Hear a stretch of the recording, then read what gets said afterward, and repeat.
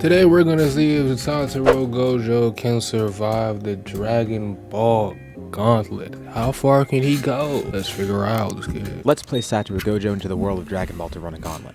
How far would he make it into the series? You might have seen my last video explain why his hacks aren't enough to beat current Goku, but what about the previous arcs in Dragon Ball? His hacks are actually able to take him surprisingly far, but what actually is a stopping point? Let's start with a brief rundown about Gojo and his abilities. Most of these were covered in the previous video, and I'm sure you've already heard them ad nauseum, so we won't go too in-depth here again. This is necessary to understand going forward though, so it is worth going into. Okay, I didn't Once we watch cover the this, last we can video. actually go into how he would fare against certain arcs in Dragon Ball and different characters there. We'll begin covering his stats by talking about speed. JJK has characters that are capable of dodging lightning, with Hikari being the lower end of that. So, Jackpot Hikari, Kashimo, and anyone on their level or higher, they should be capable of this feat too, which makes them massively hypersonic. Add in the fact that Gojo also has teleportation He as could well. dodge lightning? Overall, he's pretty Yeah. good speed-wise. I mean, yeah, Strength makes is a little sense. bit weirder to calculate, but we do have some sort of low end here that we could work with.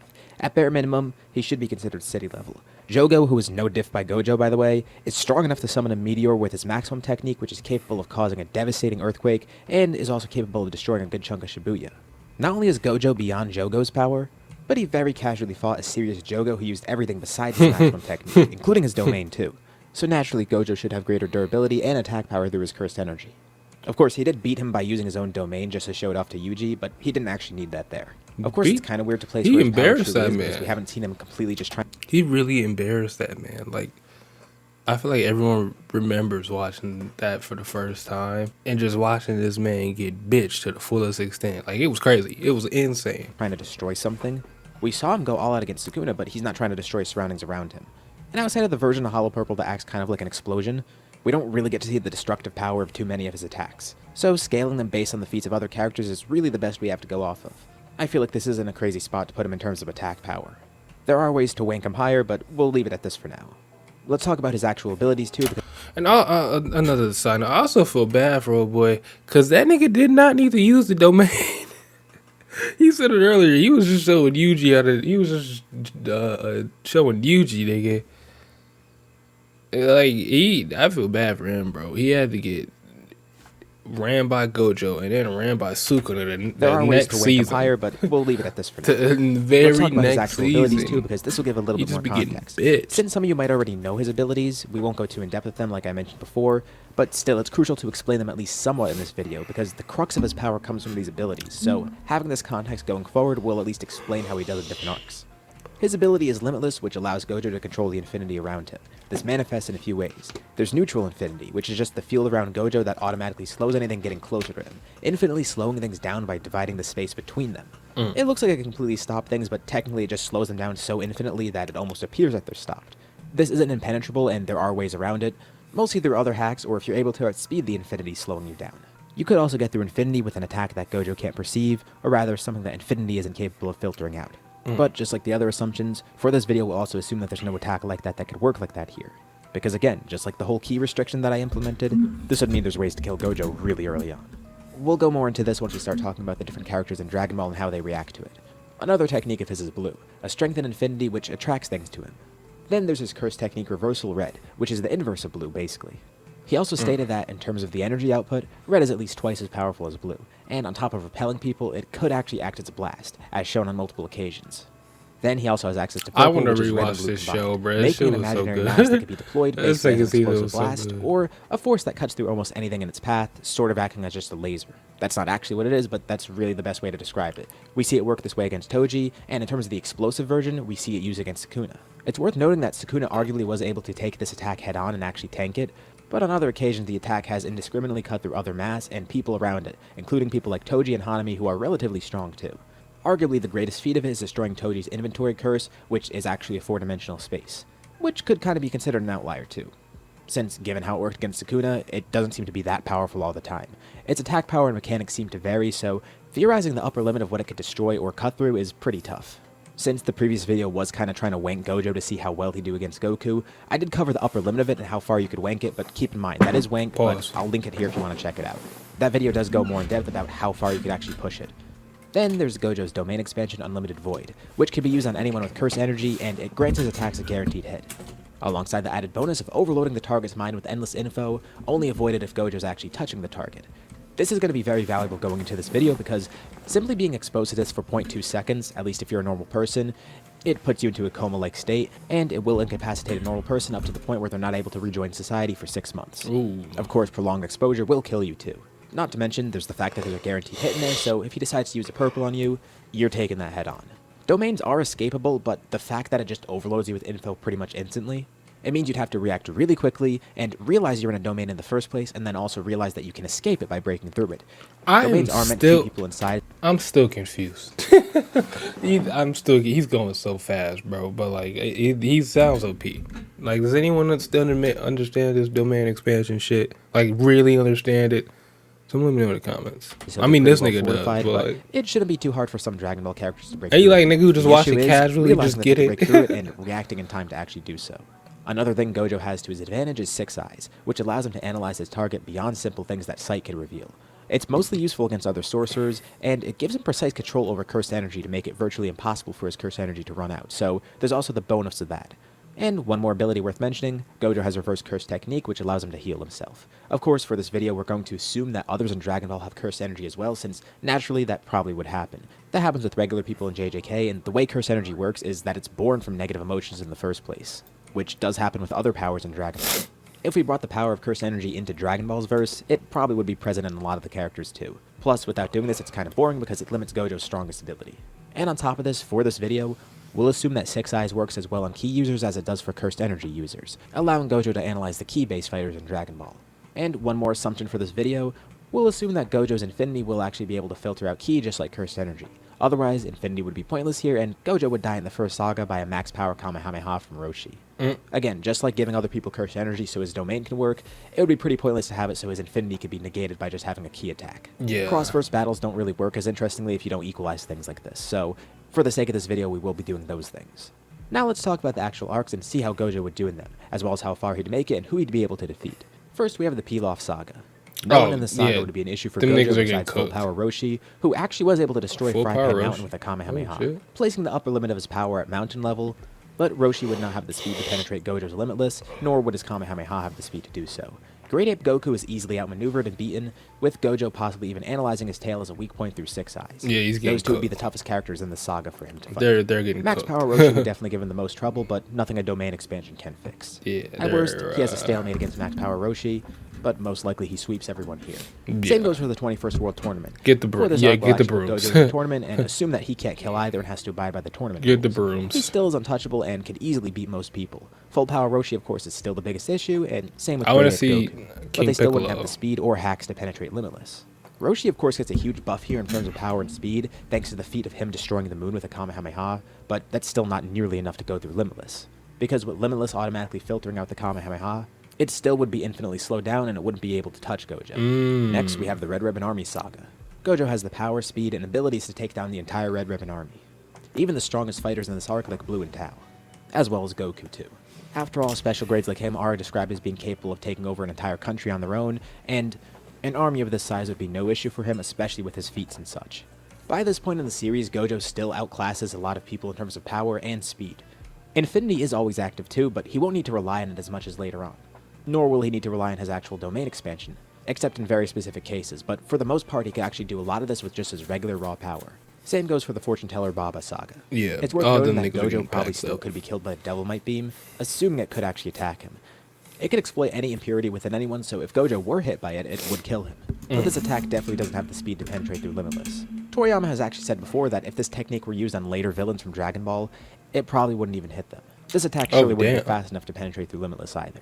Still worth noting though, because I'm sure someone will bring up this technique specifically, but as for the rest of this saga, it's pretty much the same case as the last few. Nah. The 22nd World Tournament is when Gojo will probably start having some sort of difficulty, but still not really too much difficulty. Yeah. Just from the active characters in this arc alone, it's basically what I said for the 21st World Tournament, but it's not just two characters that are really strong here. There are a few who have grown a lot stronger. Tenshinhan and Goku are of course the peak, but their attack power and durability still don't match Gojo's. And another common theme here, they still can't get through Limitless here.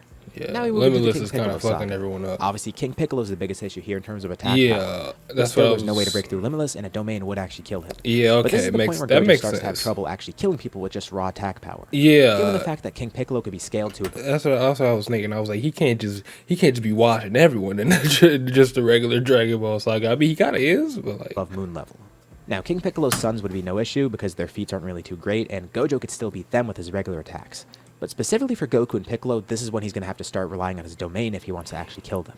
Because given the fact that Goku was able to defeat King Piccolo, that would place him around moon level too. As for a Mufuba, it might actually be hard to get this to work on Gojo because first of all, it requires a setup, and second of all, it's risky here in this arc still. Also, there's the fact that only Roshi and Tenshinhan could pull it off here. But it's been shown that this attack can be reflected, or it could just be avoided completely if someone anticipates it. Now, the question is if this technique could wrap around Limitless, or if it actually needs to touch Gojo directly. If it needs to touch Gojo directly, it's still not going to break through Infinity, but if it could work by surrounding Gojo entirely, including his Infinity, it could actually seal him theoretically. But that's only if it works that way and they're able to actually land this on him, which would be tough as is. It has a slim chance of hitting him, and it would need to... has he used Red yet? I forgot what it was called, but he's only been fucking niggas up with Limitless. work Or is by that not what hitting that? Gojo Or is directly. that I thought But Limitless if that actually was is the blue. case, this would be the first time that there's actually a way to defeat Gojo and bypass Limitless. Well, not really bypassing it, more so just surrounding Gojo entirely with something. Now we get to the 23rd Okay. World Tournament. Gojo's strength really starts to falter here. He could win this tournament through the usage of his domain, and he's still untouchable, but his attack power won't help out here at all.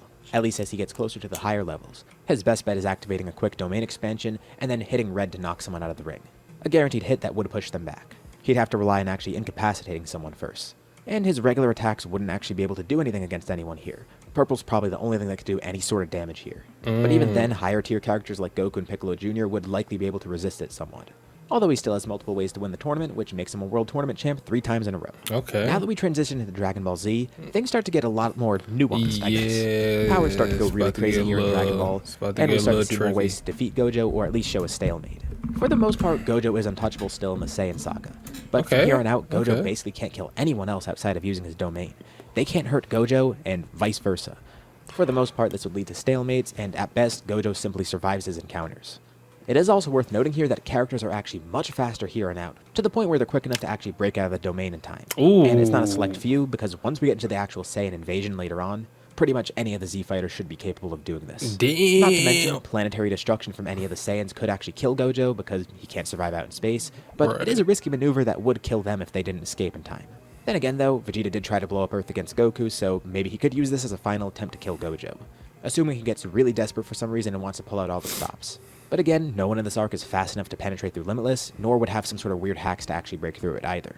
Gojo's domain starts to lose effectiveness, which would mean Gojo basically has no way to attack anyone anymore. At least for the higher end characters, and as we go further on into Dragon Ball Z, this is going to be more of the case here.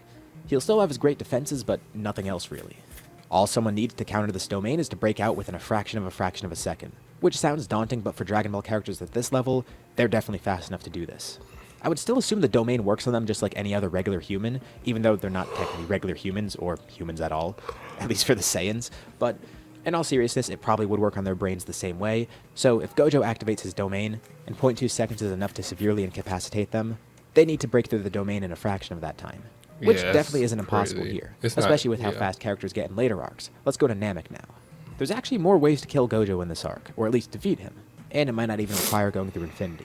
First is Ginyu, because his body swap thing might Ooh, the actually be able to break change through now. this. The question is if Infinity can Ooh, block if he something like changed, this. if he changed now during the domain, and not go, no, that'd be crazy. That'd be crazy. That'd be crazy. Attack probably doesn't have the speed to actually get through Infinity, but the question is whether or not it would actually be filtered out by Infinity in the first place. Assuming it does actually work, then you could swap bodies with him and kill Gojo that way. Although it would be kind of stupid for him to do this because of how much weaker Gojo is, and the fact that he probably wouldn't be able to use Gojo's abilities either. All hypothetical though, because this assumes that his body swap works in the first place. There's also Goldo's ability to paralyze people and stop time. Paralysis might not do I anything to forgot actually about paralyze, that but nigga. Time stop is interesting. I forget he's a member. Just because they killed the nigga so quick, and he ugly as shit. But I forgot this nigga was a Because member. would Infinity still work during the time stop?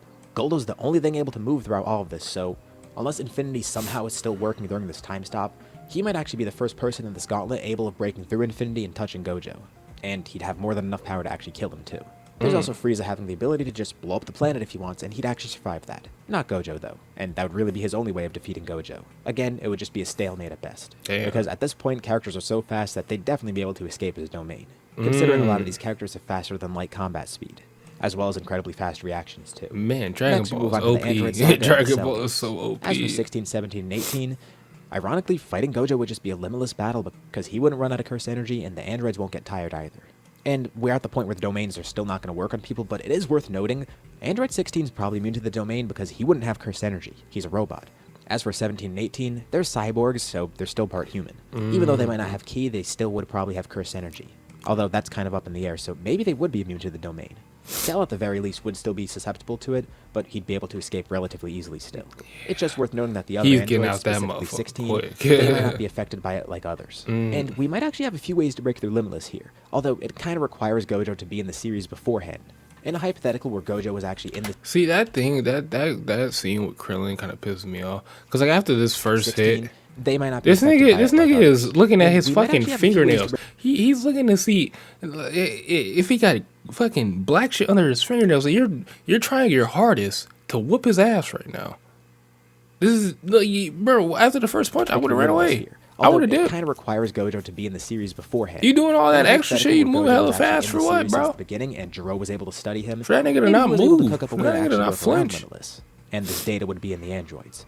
On top of that, if this were the case, maybe Gojo's DNA could be given to Cell. Damn, that's kind of. Yes, Jiro's drones wouldn't be able to get that's Limitless, kind of. but Gojo would leave DNA samples behind, like hair, for example. Ooh, which damn. means there's a possibility that Cell could have Gojo's DNA, and maybe That's have kind his of own crazy. Limitless, Oh, that's as well kind as the of. means Oh to no, break that's through OP Gojo's as Limitless. fuck. Cell also has a few other ways of killing Gojo. Nah, that's First OP of all, as blowing hell. up the planet. Second of all, if he's able to expand his tail enough, he doesn't even He need to could break suck through him up, Limitless. He can pause. just absorb Ooh. Gojo as is. He'd either suffocate inside of Cell's tail, which would deactivate Limitless, or Cell could just swallow him whole. But in the very weirdly specific scenario where Gojo's actually in the story from the beginning, there's a chance Jiro might have prepared the androids to actually fight him. But if we're treating this like a regular gauntlet, that wouldn't be the case at all. And Cell wouldn't have Gojo's DNA either. That's just a fun hypothetical worth mentioning. But we're still at a point where it's tough for people to get through Infinity, because attack speeds and power might still not be at the point where they can actually get Cell through. with the You either Limitless. need to completely cut reality, or That's have an tough. attack with at least infinite speed that won't be infinitely slowed down by infinity. Wow, I just said infinity like 3 times in that sentence. Wonder how many times I've said it throughout this entire video. Also, let's briefly cover instant transmission because this is when that starts to come into play. I briefly covered this in the last video too, but let's cover it here again. This likely wouldn't be able to do anything because unless they teleport directly into Gojo, Goku or Cell using instant transmission would just teleport into infinity, so they'd be slowed down regardless. Ooh. As far as we know, instant So that transmission don't can't just even- teleport right into somebody, and that's really the only way it could actually bypass infinity. You would just okay. teleport into the infinity and then instantly be slowed down by it. It wouldn't really help out here. Whatever, onto the Buu Saga now. Oh, I forgot This is about a the Buu tournament Gojo Saga. would lose. Others might not be able to hit him. But I'm sure one of the many characters here could work up a way to actually just toss him out of the ring. Probably Not to Majin. mention a lot of them have reality warping Sure. feats, and ki that could reach much higher speeds as well. Plus, we see more magic get involved, specifically with Babidi and Buu. Babidi's magic might actually be able to take over Gojo's mind.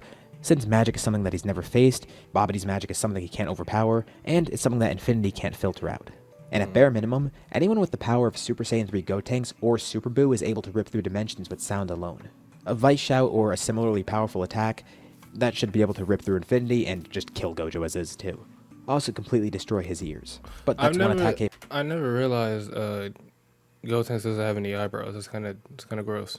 capable of killing him, nasty. and there's other reality warping feats later Why have I on, just too. not realized In the that? anime, for example, At least Gohan Super does this Saiyan by 3 almost mode. breaking The reality. Super Saiyan 3 not Buu's have magic fucking might also be able to eyebrows? penetrate infinity, but that depends on the speed of travel. Although if the magic surrounds him, maybe it still could turn him into candy and then he could be defeated that way. Plus, Buu could also absorb Gojo by just simply surrounding him with himself. Yeah, Buu's flesh wouldn't be able to get through infinity, but it could suffocate him.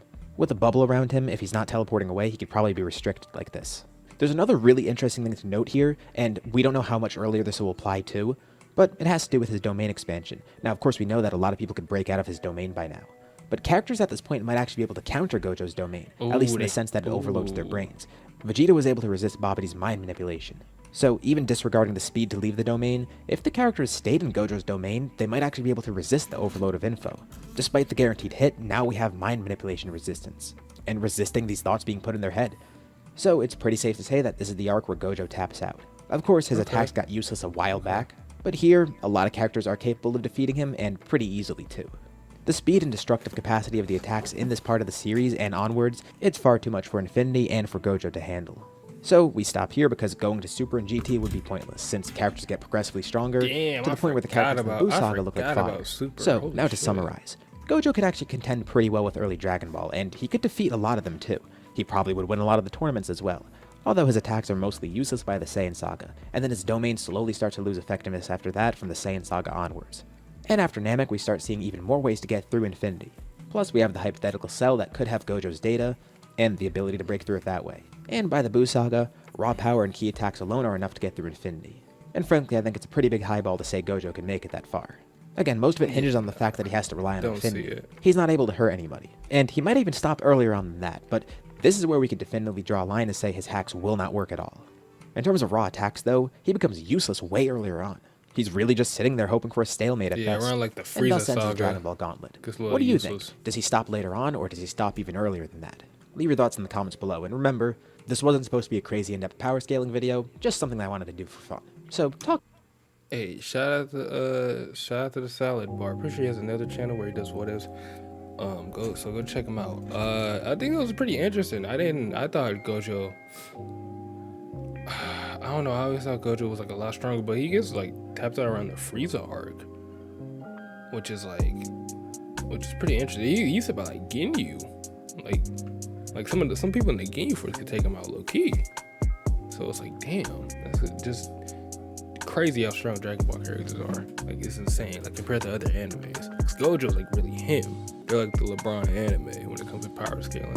Let me know where you think Gojo will last in the Gauntlet. Do you think his shit was accurate? Do you think it wasn't? If you enjoyed it, leave a like, do all that. I already said that bullshit. This people Drake. I gotta end the video. I'm out. See ya.